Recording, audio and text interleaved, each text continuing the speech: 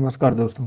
अगर आप RRB group D 2025 की तैयारी कर रहे हैं और चाहते हैं कि आपका सिलेक्शन पक्का हो तो आप बिल्कुल सही जगह पर हैं। इस वीडियो में हम आपके लिए लेकर आए हैं आरआरबी ग्रुप डी के सबसे इंपॉर्टेंट एमसीक्यू जो बार बार एग्जाम में पूछे जाते हैं। वीडियो को ध्यान से देखें, हर सवाल को सॉल्व करें और अपनी प्रिपरेशन को एक लेवल ऊपर ले जाएं। आज के इस सेशन में हम चर्चा करने वाले हैं भारतीय नागरिकता एवं मौलिक अधिकार से जुड़े कुछ प्रश्नों पर। चलिए शुरू करते हैं आज का पहला सवाल। आज का पहला सवाल है, भारत की नागरिकता निम्नलिखित में से किस प्रकार से प्राप्त की जा सकती है? जन्म से, वंशानुक्रम से, पंजीकरण या नागरिकता अधिग्रहण से, या फिर उपरोक्त सभी से? सही उत्तर हो जाएगा ऑप्शन डी, उपरोक्त सभी प्रकार से। दोस्तों, नागरिकता अधिनियम 1955 के अनुसार भारत में नागरिकता जन्म, वंश, पंजीकरण, प्राकृतिकरण और क्षेत्र के सम्मिलन से प्राप्त होती है। अगला सवाल है, भारत का संविधान किस प्रकार की नागरिकता प्रदान करता है? द्विनागरिकता, एकल नागरिकता, क्षेत्रीय नागरिकता, प्रांतीय नागरिकता? सही उत्तर हो जाएगा ऑप्शन बी, एकल नागरिकता। भारतीय संविधान के अनुच्छेद 5 से 11 के तहत पूरे देश में एकल नागरिकता प्रदान करता है। अगला सवाल है,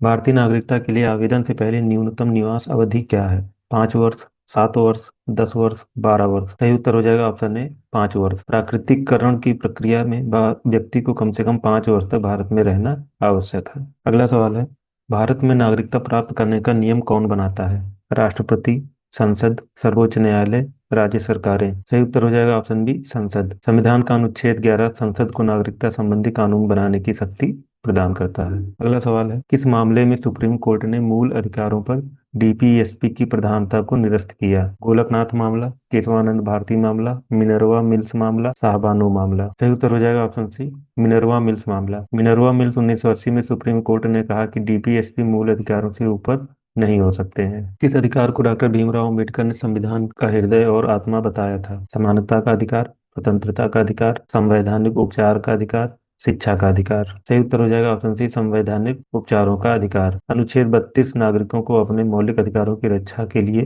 सीधे सुप्रीम कोर्ट जाने की शक्ति देता है। अगला सवाल है, भारतीय संविधान की आत्मा किसे कहा गया है? अनुच्छेद 14, अनुच्छेद 19, अनुच्छेद 32, अनुच्छेद 21? सही उत्तर हो जाएगा ऑप्शन सी, अनुच्छेद 32। यह मौलिक अधिकारों को लागू कराने का प्रमुख साधन है, इसलिए इसे संविधान की आत्मा कहा जाता है। अगला सवाल है, मौलिक अधिकारों का प्रमुख उद्देश्य क्या है? सरकार को सशक्त बनाना, नागरिकों की स्वतंत्रता की रक्षा करना, राज्यों को अधिक शक्तिशाली बनाना, आर्थिक विकास बढ़ाना? सही उत्तर हो जाएगा ऑप्शन बी, नागरिकों की स्वतंत्रता की रक्षा करना। मौलिक अधिकार नागरिकों को मनमानी से बचाते हैं और स्वतंत्रता सुनिश्चित करते हैं। अगला सवाल है, निम्नलिखित में से कौन सा मौलिक अधिकार नहीं है? समानता का अधिकार, संपत्ति का अधिकार, स्वतंत्रता का अधिकार, संवैधानिक उपचार का अधिकार? सही उत्तर हो जाएगा ऑप्शन बी, संपत्ति का अधिकार। 44वें संशोधन 1978 में संपत्ति का अधिकार मौलिक अधिकार से हटाकर कानूनी अधिकार बना दिया गया। अगला सवाल है, कानून की समानता का अधिकार अनुच्छेद 14 किस देश से लिया गया है? Britain, America, France, Ireland? सही उत्तर हो जाएगा ऑप्शन बी, अमेरिका। समानता का सिद्धांत अमेरिका के संविधान से प्रेरित है। अगला सवाल है, अनुच्छेद 19 में निम्नलिखित में से कौन सी स्वतंत्रता उल्लेखित नहीं है? भाषण एवं अभिव्यक्ति, अस्त्र रखने की स्वतंत्रता, संघ बनाने की स्वतंत्रता, कहीं आने जाने की स्वतंत्रता? सही उत्तर हो जाएगा ऑप्शन बी, अस्त्र रखने की स्वतंत्रता। भारतीय संविधान में हथियार रखने को मौलिक स्वतंत्रता में शामिल नहीं किया गया है। अगला सवाल है, अब संविधान में कितने मौलिक अधिकार हैं? 5, 6, 7, 8? सही उत्तर हो जाएगा ऑप्शन बी, 6। संपत्ति का अधिकार हटाए जाने के बाद मौलिक अधिकारों की संख्या 7 से 6 रह गई है। नागरिकों के मौलिक अधिकारों पर उचित प्रतिबंध लगाने की शक्ति किसके पास है? राष्ट्रपति, संसद, न्यायालय, राज्य सरकार? सही उत्तर हो जाएगा ऑप्शन बी, संसद। संसद कानून बनाकर मौलिक अधिकारों पर उचित प्रतिबंध लगा सकती है। अगला सवाल है, समान नागरिक संहिता किस राज्य में लागू है? तमिलनाडु, गोवा, गुजरात, केरल? सही उत्तर हो जाएगा ऑप्शन बी, गोवा। गोवा देश का एकमात्र राज्य है जहां समान नागरिक संहिता लागू है। अगला सवाल है, समान नागरिक संहिता किस अनुच्छेद में है? 42, 44, 40, 48? सही उत्तर हो जाएगा ऑप्शन बी, अनुच्छेद 44। यह अनुच्छेद राज्य को यूसीसी यूनियन सिविल कोड लागू करने की दिशा में प्रयास करने के लिए कहता है। अगला सवाल है, मौलिक कर्तव्य संविधान में क्यों शामिल किए गए? नागरिकों को दंड देने के लिए, नागरिकों को राष्ट्र के प्रति जागरूक करने के लिए, चुनाव सुधार के लिए, न्यायपालिका को नियंत्रित करने के लिए? सही उत्तर हो जाएगा ऑप्शन बी, नागरिकों को राष्ट्र के प्रति जागरूक करने के लिए। आपातकाल के बाद नागरिकों में कर्तव्य बोध बढ़ाने हेतु मौलिक कर्तव्य जोड़े गए। अगला सवाल है, मौलिक कर्तव्य किसकी सिफारिश पर जोड़े गए? वेणुगोपाल समिति, संथानम समिति, स्वर्ण सिंह समिति, लीबरहान आयोग? सही उत्तर हो जाएगा ऑप्शन सी, स्वर्ण सिंह समिति।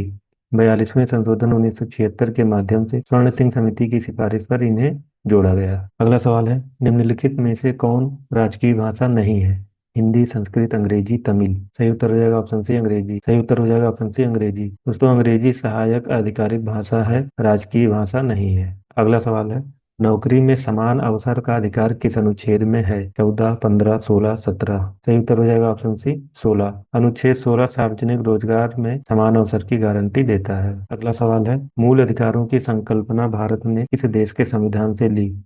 ब्रिटेन, अमेरिका, फ्रांस, रूस। सही उत्तर हो जाएगा ऑप्शन बी अमेरिका। मौलिक अधिकारों का विचार अमेरिका के अधिकार पत्र बिल ऑफ राइट से लिया गया है। अगला सवाल है, ब्रिटिश संविधान की कौन सी विशेषता भारत ने अपनाई? न्यायिक पुनरावलोकन, मौलिक अधिकार, संसदीय प्रणाली, संघीय प्रणाली। सही उत्तर हो जाएगा ऑप्शन सी संसदीय प्रणाली। भारत ने ब्रिटेन की तरह संसदीय शासन प्रणाली अपनाई है। अगला सवाल है, अस्पृश्यता का अंत किस अनुच्छेद द्वारा किया गया? 14, 15, 16, 17। सही उत्तर हो जाएगा ऑप्शन डी अनुच्छेद 17। यह अस्पृश्यता को समाप्त करता है और दंड का प्रावधान भी करता है। अगला सवाल है, भारत किस प्रकार के अल्पसंख्यकों को मान्यता देता है? धार्मिक, भाषाई, सांस्कृतिक या फिर धार्मिक एवं भाषाई दोनों। सही उत्तर हो जाएगा ऑप्शन डी ए और बी दोनों।